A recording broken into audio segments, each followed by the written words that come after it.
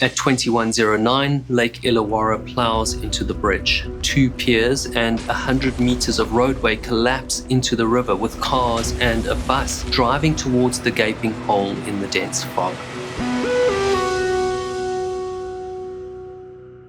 Hobart is the state capital of Tasmania, which is an island off the coast of Australia. The 2 halves of the city are divided by the Derwent River. The western half of the city is the larger, busier, and more populated half of the city. The eastern half is the smaller half, and in 1975 was primarily a residential area known as the suburb of Clarence. At the time this story takes place, the Western Shore has a population just over 100,000 people, compared to the Eastern Shore at around 40,000. Every day, a fair number of residents in the east drive over the Tasman Bridge to the business districts in the west. In the 1940s and 50s, the 2 sections of Hobart were connected by a floating bridge. Completed in 1943, it was the first of its kind in the world, the Hobart Floating Bridge and Lift Span. But by the mid-1950s, the city needed a new bridge to cope with the growing volume of traffic.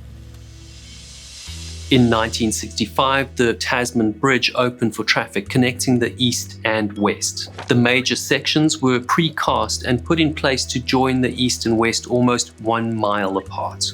Over 60,000 cubic meters of concrete was reinforced with over 5,000 tons of steel during construction at a cost of just under $9 million.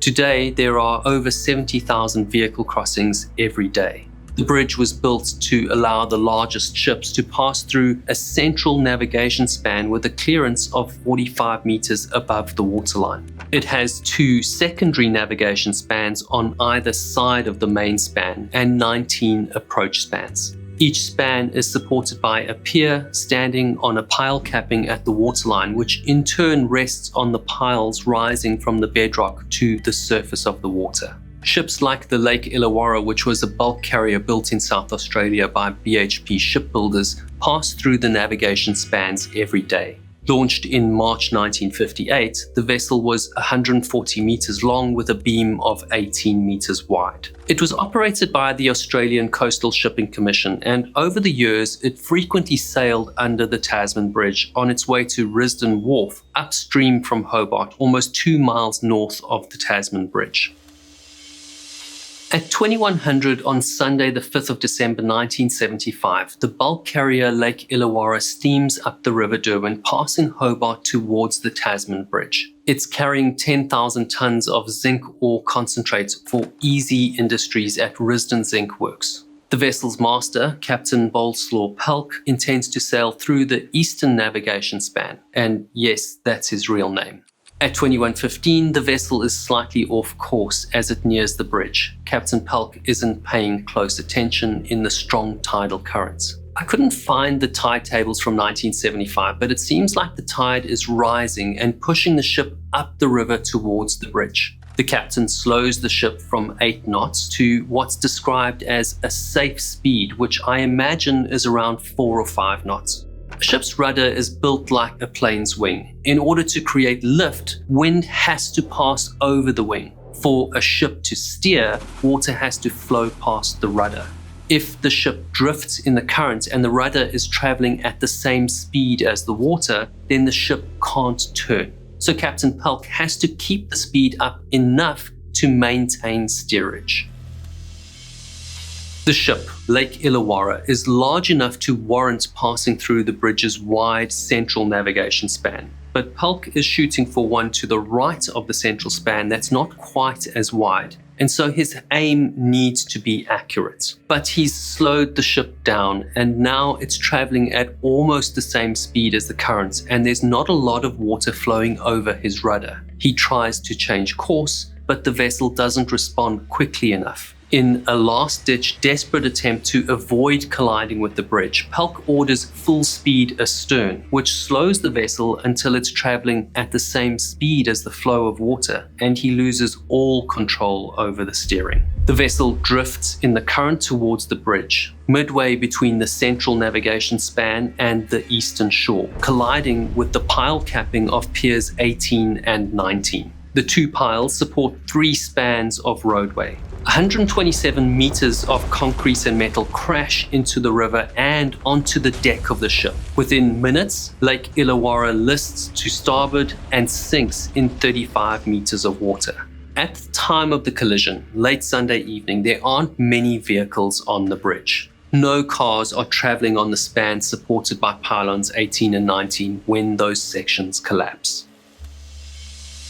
Frank and Sylvia Manley are on the bridge driving home when the car in front of them disappears into the thick fog, just as the lights on the bridge go out. Frank slows down, looking to see the car ahead, when Sylvia shouts, "The bridge is gone." He slams on the brakes and the car slides to a stop with its front wheels teetering over the edge. Sylvia looks down out the window and sees a whirlpool of water and the ship being pulled under by the weight of the concrete bridge that Frank and Sylvia should be driving on. She realizes the car in front of them didn't disappear into the fog.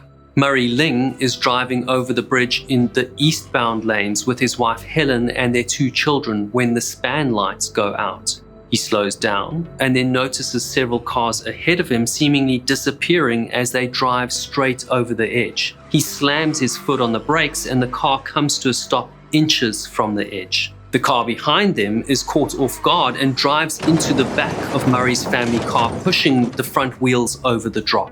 He eases himself and his young family out of the car, then tries to wave down the next 2 cars approaching the chasm. They ignore him and race past, even swerving to avoid him and hurtle over the edge into the river.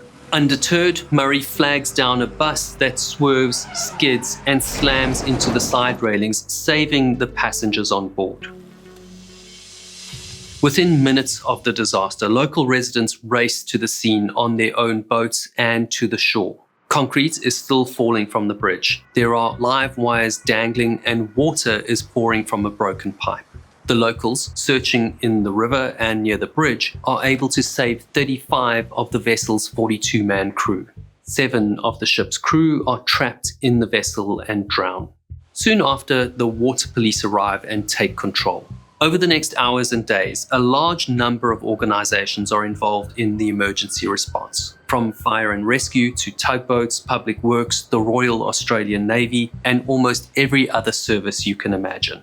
At 02:30 on Monday the 6th of December, just 5 hours after the accident, a 14-man Navy clearance diving team flies into Hobart to assist water police in the recovery of the vehicles which have driven off the bridge. 2 cars are found on the 7th of January, 1 is salvaged the same day, and 3 days later, the second vehicle is brought to the surface. A third vehicle is discovered buried under the rubble on the 8th of January, and a 4th vehicle is never found.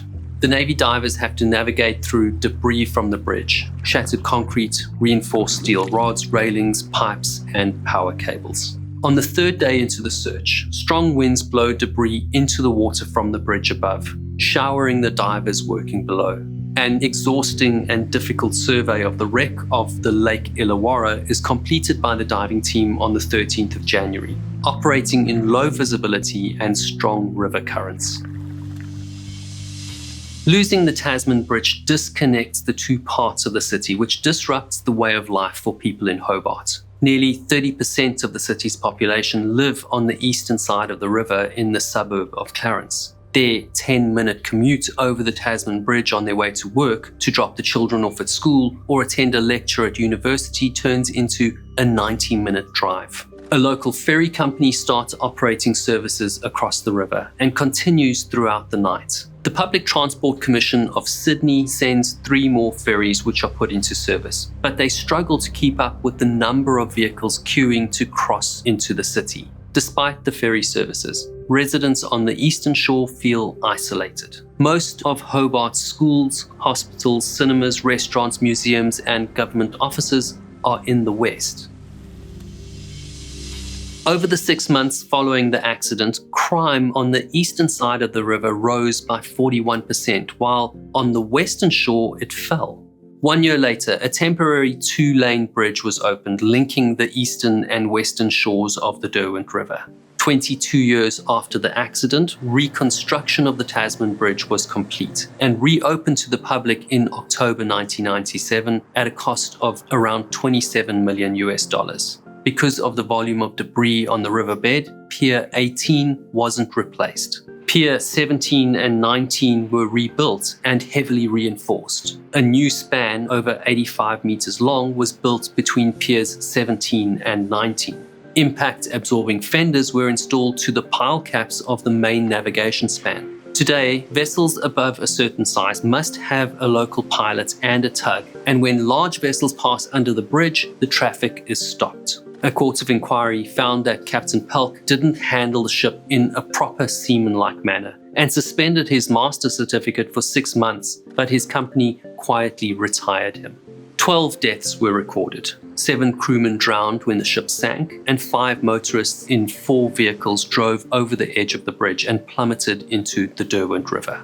One of the major ferry operators quickly built more vessels to cope with the demand and went on to become a major Tasmanian shipbuilder.